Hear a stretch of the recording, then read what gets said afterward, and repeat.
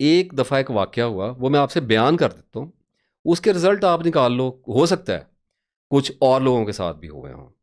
तो I would love to सी कि अगर किसी के साथ ये जो मैं वाक़या बयान करने लगा हूँ, दुआ की कबूलियत का एक रूहानी डिमेंशन में डिस्कस करने लगा हूँ, क्योंकि ये भी एक क्वालिटी है, तो इसको छोड़ तो नहीं मैं सकता था। तो अगर किसी के साथ हुआ है तो मेरी रिक्वेस्ट है कि वो कमेंट में इसका बयान करे, ताकि हम भी देखें कि और कितने लोग हैं। वल्लाहु आलम, अल्लाह कितने लोगों तक ये वीडियो मेरी पहुंचाता है। ये कोई बात है 2006-7 की, शादी से पहले की बात है मेरी, 5-6 की होगी, इसी असना की, इसी दौरान की बात है। एक दफ़ा मैं एक रिक्शे में बैठा, मुझे जाना था काफ़ी दूर, अब यूँ समझ ले कोई घंटे डेढ़ का सफ़र था, लाहौर की बात है। तो मैं रिक्शे में जब बैठा तो थोड़ा सा सफ़र आगे गया तो रिक्शे वाले से बात शुरू हो गई। तो वो बूढ़ा आदमी था, लंबी उसकी दाढ़ी थी, वाइट, बिल्कुल बिल्कुल प्योर वाइट, और बिल्कुल वाइट उसके बाल, चांदी चमक रही थी उसके बालों में। लेकिन उसके चेहरे की स्किन जो थी ना, वो जवानों जैसी थी, बिल्कुल very fresh and young skin थी। बातचीत शुरू हुई तो मैं रह नहीं सका, मैंने उससे पूछा, मैंने कहा भाई साहब आपकी उम्र कितनी है? तो वो ना हंसने लग गया, आहिस्ता रिक्शा चला रहा था, इतना रश भी था थोड़ा सा। तो मुझे कहने लगा कि पंजाबी में उसने कहा तुसी मन्ना नहीं है, मतलब ये था कि आप यकीन नहीं करेंगे। मैंने कहा आप बताओ तो सही कितनी उम्र है? तो मुझे कहने लगा जी मैं 32 साल का हूँ। अब तो 25-25 साल वालों के बाल सफ़ेद हो गए, जिस दौर की मैं बात करूँ उसमें 60 साल पे काले बालों वाले फिर रहे होते थे। मैं हैरान रह गया, मेरी उम्र कितनी होगी उस वक्त, लगा लो कोई 25 के राउंड में ही होगा आई थिंक सो। तो मैंने उसे कहा कि बाल कैसे सफ़ेद हो गए? तो कहने लगा जी गम लग गया मुझे, रोग लग गया भाईजान एक। मैंने कहा कौन सा रोग लग गया? कहता जी आप मानेंगे नहीं। मैंने कहा अच्छा चलो बताओ तो सही, सफ़र लंबा है। मैंने कहा चलो सुने तो, क्यूरियस भी हो गया, और था तो शुरू से क्यूरियस। तो मुझे कहने लगा जी कि मैं ना एक दफ़ा रिक्शा चला रहा था, कोई 5-6 साल पहले, उसने मुझे बताया कि इतनी की बात है। तो कहने लगा कि मैं रात का एक वक्त था, एक सवारी मैंने उतारी, पता नहीं चुबुर्जी वाली साइड, पता नहीं आगे कहीं जाके, सर्दियों के दिन थे, धुंध पड़ी हुई थी, और मैं निकला और सड़क पे कोई ट्रैफिक नहीं थी, रात के 12-1 बजे हुए थे। तो मैं मियानी साहब कब्रिस्तान की सड़क से गुजर रहा था, दोनों तरफ मियानी साहब है, वहाँ से मैं गुजर रहा था। धुंध में से ना, कहता मैंने थोड़ा सा देखा तो मुझे ऐसे लगा जैसे कोई बुजुर्ग खड़ा हुआ है। कहता मैं पास गया तो मुझे इशारा किया हाथ से रोकने का, तो मैं पास जाके रुका। तो वो कहता जी बुजुर्ग थे, वाइट आम ही कपड़े, उन्होंने शलवार कमीज पहनी थी वाइट, लेकिन कद काफी लंबा था, तो मतलब यूं समझ लो 6-6.25 फुट का कद। कहते लंबे कद वाले बाबा जी से। कहता वो रक्षे में उन्होंने झांका और मुझे कहा कि मैनू छड़ आएगा, यानी मुझे छोड़ आओगे? तो मैंने कहा बाबा जी किधर? तो उन्होंने कोई जगह बताई, थोड़ी सी दूरी थी, यूं समझो कि 20-25 मिनट का होगा फासला इतना। कहता जी मैंने कहा छोड़ आऊंगा जी, मेरा तो काम ही रक्षे का। तो वो बैठ गए पीछे और चलना शुरू कर दिया। तो रास्ते में मैंने पूछा बाबा जी इधर रहते हैं आप? तो कहने लगे मैं इधर ही रहता हूँ, मैंने और कहाँ जाना है। थोड़ी सी मुखसर बातें हुई, तो फिर बाबा जी कहने लगे शादी हुई है, बच्चे कितने हैं? तो कहता मैंने रोना शुरू कर दिया, रोना धोना अपना सुनाना शुरू कर दिया कि जी गुजारा नहीं होता, गरीब आदमी हूँ, 2 बच्चे हैं, बीवी है, किराए का मकान है, बड़ी ख्वाहिश है मेरा मकान बन जाए, तो बस लगे रहते हैं मजदूरी, ये वो जो बातें होती हैं। तो कहता इतनी देर में उन्होंने एक जगह आई सुनसान सी, तो मुझे कहा बस मैनू ना इत्थे ला दे पुत्र, इधर ही मुझे उतार दो। तो कहता मैंने उतारा ना, तो वो कब्रिस्तान ही था, किसी सड़क के किनारे ही था कब्रिस्तान। शायद मुझे उसने बताया मुझे कि चक्कर काट के म्यानी साहब की परली तरफ थी, काफ़ी बड़ा कब्रिस्तान है वह, कोई ऐसा था मामला। तो कहता उन्होंने मुझे ना जी कोई किराया बना होगा, 10 रुपये बना होगा या 50 रुपये, आई थिंक सो 50 रुपये किराया बना, कोई इस किस्म का। उन्होंने मुझे 50 का एक नोट दिया, तो मुझे कहने लगे कि जा पुत्र ऐश कर, जो बनाना ही बना ला, और इतना कह के चले गए। कहते मैंने 50 रुपये देखे, मैं हंस पड़ा, मैंने कहा 50 रुपये ना मैं की बनाना ये। मैंने कहा सोचा बुजुर्ग आदमी दुआ दे गया, नेक आदमी था अल्लाह का।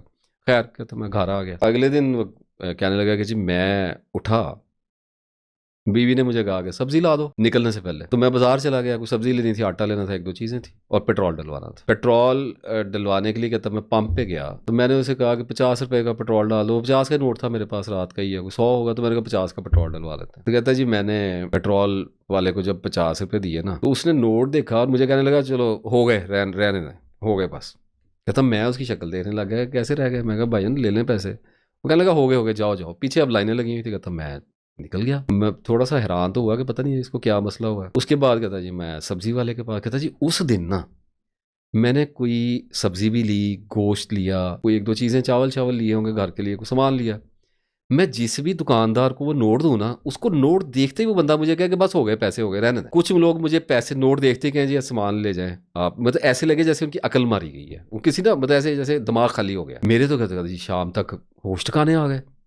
मैंने कई जगहों पे चलाया, एक दफ़ा और पेट्रोल डलवाया, वो नोट मुझसे कोई ना ले। और कहने लगे रात को मैं घर आ गया। अब रात को जब मैं कहता जी घर आया ना, तो मैं सोच में पड़ा हुआ चारपाई पे लेटा मैं सोची जाऊँ कि मेरे साथ हुआ क्या है। अच्छा, यहाँ पे मैं एक बात बतानी भूल गया। जब बाबा जी ने उसे कहा ना कि ऐश कर, मौजा मार, तो कहता बाबा जी ने कहा कि हम किसी को दसी ना, दसेगा तो बेड़े करक हो जाने, कोई ऐसा लफ्ज़ कहा कि दसेगा तो मुक जाएगा रौला, ख़त्म हो जाएगी बात। तो कहता जब वो नोट ऐसे चला ना, और मैंने 15-20 जगह पे वो ट्राई किया, को मैंने को 500-600 की चीज़ें ले ली, शॉपिंग कर ली, और वो नोट मेरी जेब में वापस। तो कहता मुझे उस रात समझ आई कि ये जो नोट है ना, ये कोई चक्कर है, या तो वो बाबा कोई फरिश्ता था, या कोई वो कुछ भी हो सकता है, वट उसकी तो इंटरप्रिटेशंस बड़ी और तरह की स्पिरिचुअल थी कि कोई मरे हुए बाबा जी सी जिंदा हो गया है, वो अल्लाह ने मेरी दुआ सुन ली है, जो भी था। तो कहने लगा कि मैंने उस नोट को ना पर्स में संभाल के रख लिया अपने वॉलेट में, और अगले दिन से मैं शुरू हो गया। मैंने जनाब सब्जी लेनी, बकरा शकरा लेना, और मैंने चीज़ें लेनी, और मैंने 50 में जो भी आ सकता है,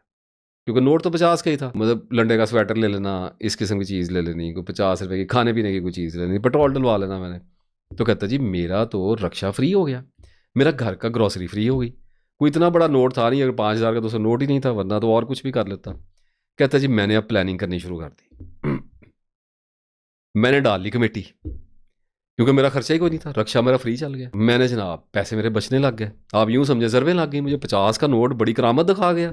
अगर बंदा अकल से 50 रुपये खर्चने पे आए तो आज भी बड़ा बड़ा तमाशा कर सकता है। मुझे मिले 50 का नोट, मैं आज पता नहीं क्या क्या कर दूंगा। मुझे कहने लगा कि जी मैं भाईजान शुरू हो गया, और मैंने अल्लाह के फजल से कोई 5-6 महीने में ना अपना घर बनाना शुरू कर दिया। ज़मीन ली, छोटे से 2-4 मरले का मकान मैंने शुरू कर दिया, आधा मकान बन गया। 7-8 महीने या साल उसने मुझे बताया जी ऐसे चला मैं। और कहता जी बड़ा है, मेरी ना ज़िंदगी बदल गई, घर मेरा खुशहाल हो गया, रोटी पानी की फिक्र नहीं रही, आटा फ्री में आ जाता था, गोश्त आ जाता था, सब्जी आ जाती थी, और उसके बाद पेट्रोल फ्री में हो गया, तो रक्षा फ्री हो गया, तो आमदनी कितनी बढ़ गई। कहने लगा जी मेरे तो वारे न्यारे हो गए, मैं तो रोज़ बाबा जी को दुआएं, बाबा जी को दुआएं। बीवी मेरी बड़ी हैरान, बच्चे मेरे हैरान, बड़ा लोगों ने मेरे पे दबाव डाला, मेरे दोस्तों ने, कि कहाँ से आ रहे हैं पैसे, क्या कर रहा है, मैं बताऊँ ना किसी को। एक दिन कहने लगा जी कि मैं और मेरा दोस्त बैठे हुए थे, तो कहता जी मुझे बुरी आदत थी कि मैं कभी कभार ना चरस पी लेता था। तो वो उसी दोस्त के साथ कहता बैठ के रात को हमने बाहर कहीं चरस पी, और मुझे नशा हुआ था। तो कहता दोस्त मेरे ने कहा कि यार, जो भी उसका नाम था, कि यार तेरी ज़िंदगी बड़ी बदल गई, तूने बड़ी तरक्की कर ली, तूने 2 रक्षे बना लिए हैं, एक रक्षा तेरा किराए पे चलता है, तू मकान भी बनाई जा रहा है, कपड़े भी तेरे अच्छे हैं, हम मारे गए, हम भी वही रक्षा चलाते हैं, तू भी वही रक्षा चलाते हैं, यार राज क्या है यार? मैं तेरा पुराना दोस्त हूँ, सारी ज़िंदगी का दोस्त हूँ, कम से कम मुझे बता दे, मुझे भी कोई मशवरा दे दे। लो जी, कहता मेरी बदबख्ती थी कि पता नहीं किस टाइम वो मेरे मुंह से बात स्लिप हुई है, और मैंने उसको बता दिया कि इस तरह बाबा जी मिले थे, जैसे आपको बताया इस तरह ही मैंने उसको ना अपना राज खोल दिया। और मैंने उसको नोट दिखाया, उसने नोट पकड़ा, फिर उसने मुझे दे दिया। उसने कहा अल्लाह तेरे बरकत दे भाई, बड़ी बात है। अगले आ गया रात को, कहता वापस मैं आगे सो गया। सुबह कहता मैं उठा, और उसी रूटीन में मैं बादशाहों की तरह पेट्रोल डलवाने गया काम पे जाने से पहले, और मैंने पेट्रोल वाले को 50 रुपये का हस्बे मामूल पेट्रोल दिया, डलवाया, और मैंने उसे 50 का नोट दिया। उसने बड़े आराम से कैजुअली पकड़ के अपनी जेब में डाल दिया। मैं कहता हक्का बक्का रह गया, नोट ही निकल गया मेरे हाथ से। वो नोट चल गया, चलता नहीं था वो नोट। बात इसमें असल ये है कि चलता नहीं था, लेकिन चल रहा था। उस दिन वो असल में चल गया। कहता जी अब इस बात को 3-4 साल हो गए हैं, और मेरा गम नहीं जाता।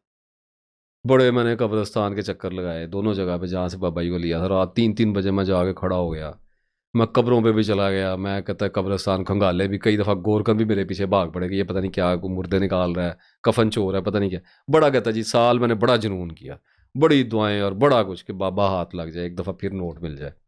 बड़ा रोया, बड़ा पीटा, बड़ा अफसोस किया, बीवी को भी बता दिया, घर सफ़े मातम पड़ गई कि गोल्डन चांस था, क्या कर बैठे हो। कहता जी अब सब्र आ गया है, लेकिन ना मेरे गम से मैं बूढ़ा हो गया, मेरी हड्डियों में दर्द होता रहता है, मैं बीमार हो गया हूँ, ज़हनी मरीज़ हो गया हूँ, मुझे ना अपनी वो गलती नहीं भूलती। और मेरे लिए भी बड़ा अजीब वाक़या था। बहरहाल मैंने उसे तसल्ली वगैरह दी बड़ी, और मेरा इस मामले में अपना ज़ाती मेरी राय ये है कि मुझे वो बंदा झूठा लगा नहीं, क्योंकि जब मैं उतरा हूँ और मैंने उसको पैसे दिए तो मैंने बड़े गौर से उसका जायज़ा लिया। वो यंग था, लेकिन उसके बाल सफ़ेद हो गए हुए थे। अब वल्लाहु आलम उसने मुझे फैब्रिकेटेड स्टोरी सुनाई या वो सच्ची बात थी। मेरे साथ ज़िंदगी में ये एक वाक़या हुआ था दुआ की कबूलियत का, कि ऐसे भी अल्लाह सुन लेता है, तो लोगों के ऐसे भी मामलात अल्लाह हल कर देता है। बहरहाल अब इस पे आपकी राय भी दरकार होगी, और अगर आपके साथ कोई ऐसा वाक़या हुआ है तो आप उसको भी शेयर करें, ताकि मैं देखूं कि और कितने लोग हैं। और तो वाक़या तो बहुत मैंने सुने हुए हैं, लेकिन ये एक नॉर्मल आदमी था जिसको मैं जानता नहीं था, और ये स्टोरी सुना के भी उसने ना तो मुझसे कोई मदद लेनी थी ना लेनी चाहिए। वो बड़ा एक आम सा आदमी, मेहनत करने वाला आदमी था, शरीफ आदमी था। तो ये वाला मामला हुआ, इस पे अपनी राय ज़रूर दीजिएगा मुझे।